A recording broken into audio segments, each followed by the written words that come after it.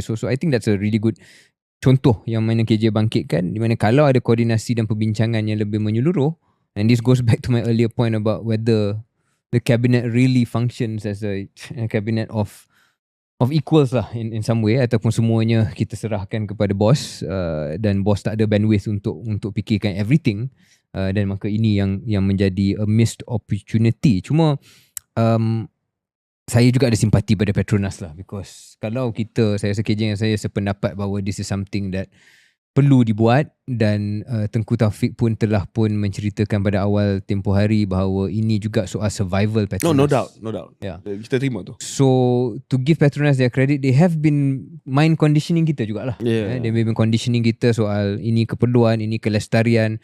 Takkan kalau kita tak buat hari ni, besok 10 tahun silap-silap Petronas pun tak ada. Itu yang Tengku Taufik sebut a few months ago kan.